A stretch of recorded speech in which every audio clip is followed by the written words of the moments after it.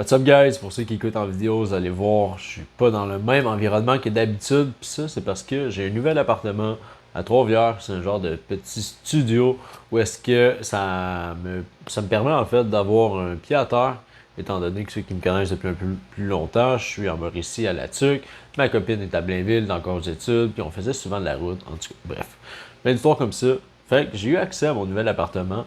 Puis, pour l'instant, c'est le setup que j'ai. Éventuellement, on va peut-être faire quelque chose d'un peu mieux. Mais l'important, c'est que si le son est bon, si le contenu est bon, ben, le podcast est bon. Fait que, on se lance là-dessus. Aujourd'hui, je vais te parler d'un.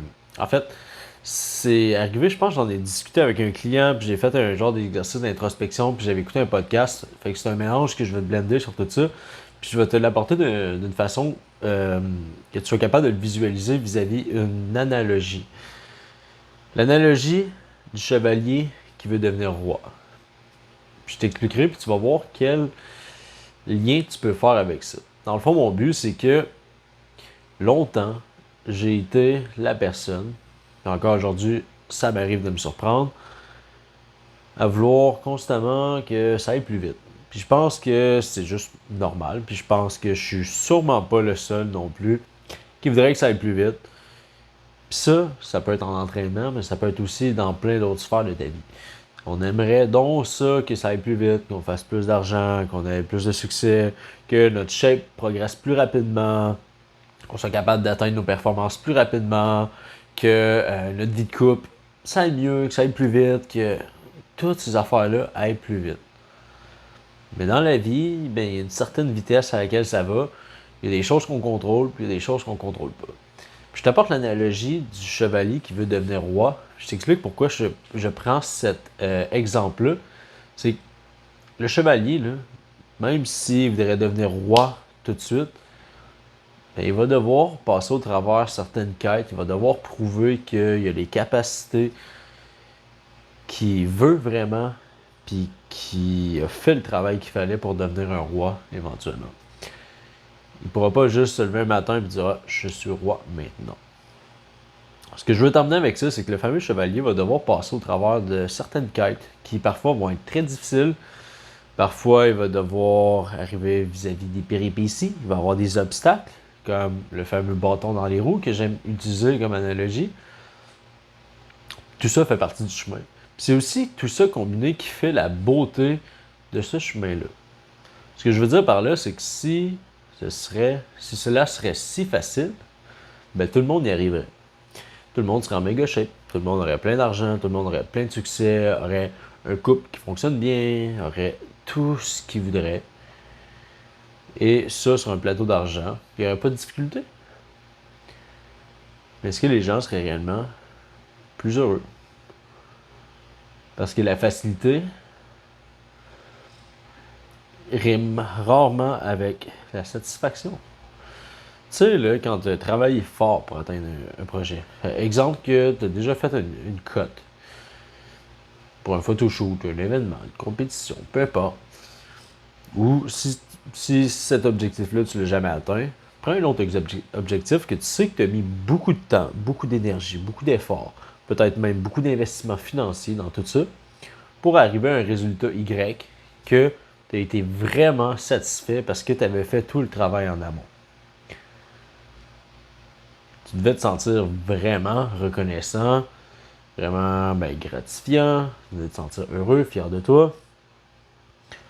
Mais si tout ça, ça serait fait juste en claquement des doigts, tu n'aurais pas eu à travailler, tu n'aurais pas eu à mettre autant d'efforts, que tu n'aurais pas eu à X, Y, Z, tout ce que tu as dû vivre pour arriver à ça.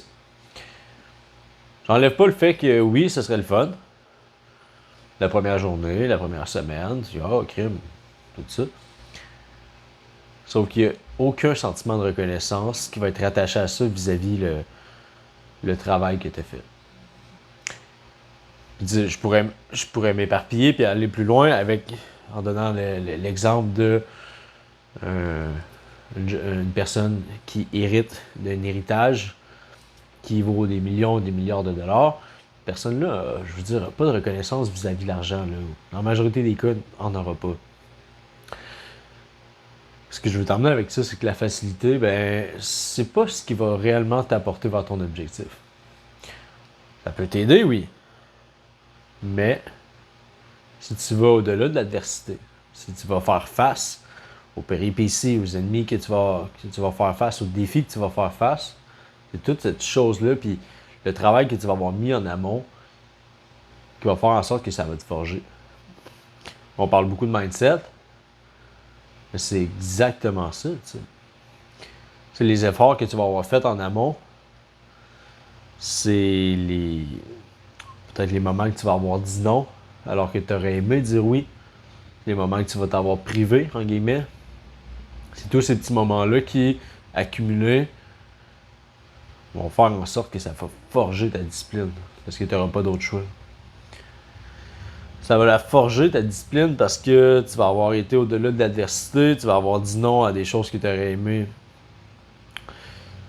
Tu n'auras pas abandonné au moment où est-ce que c'était le plus difficile.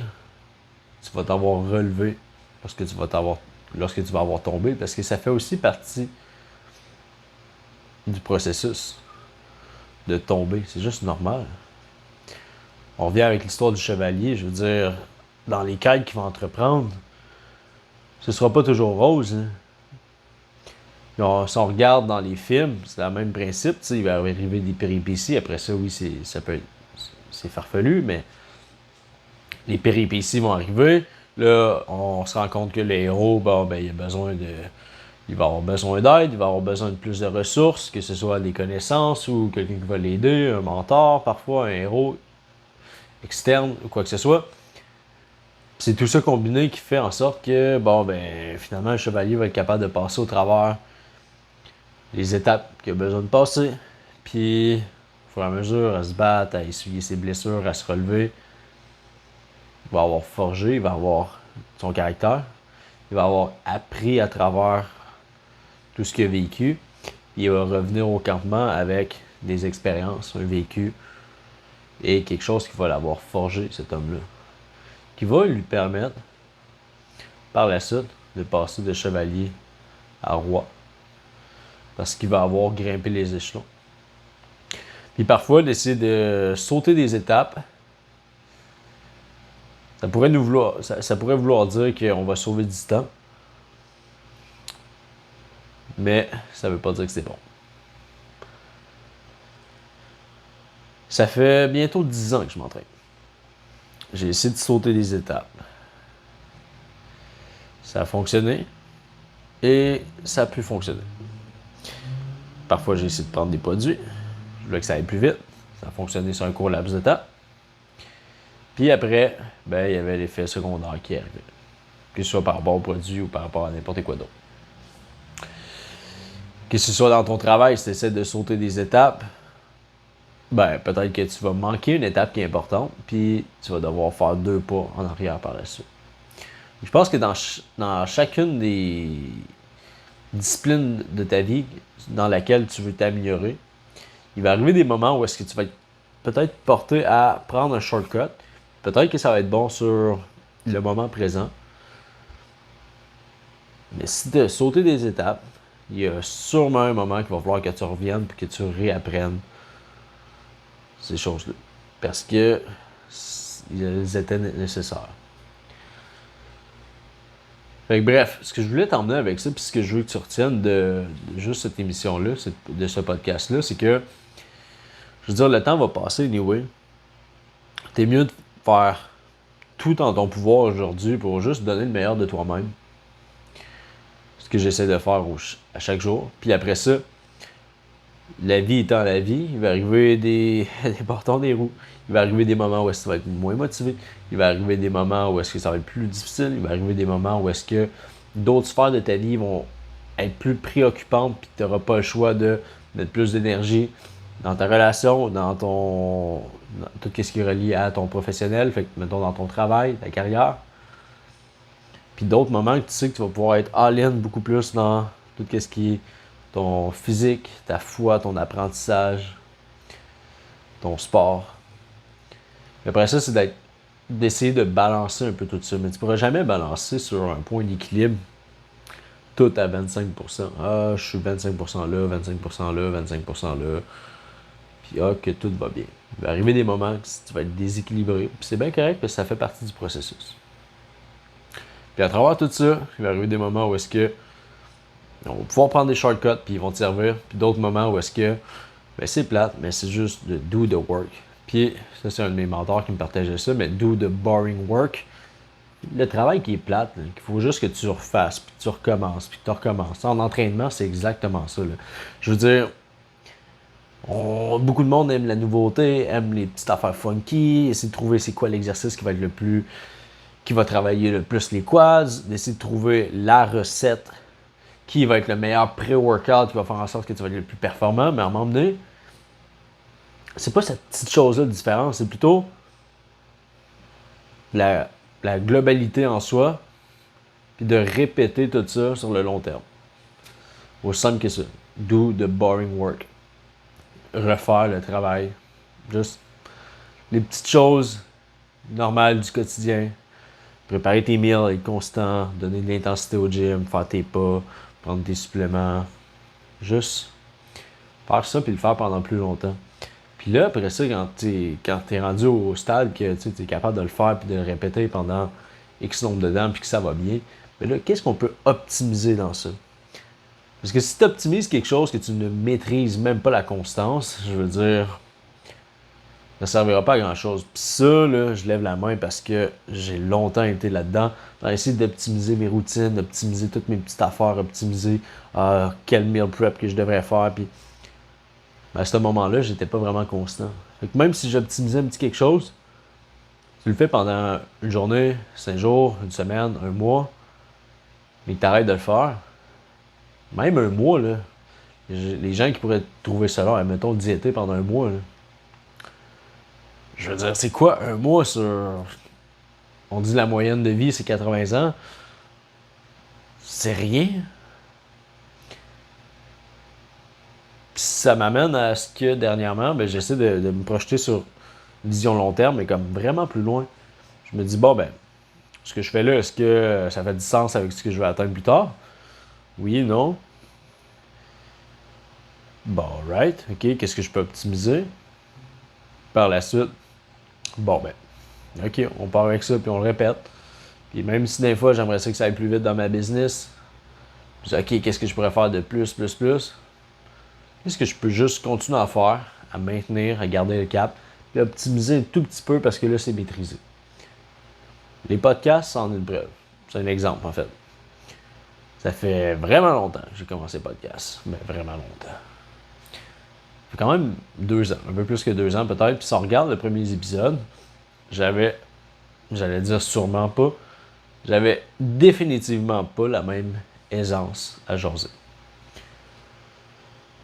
Mais si j'aurais essayé d'améliorer tout le jour 1, ben j'aurais fini par me planter ou me décourager ou quoi que ce soit.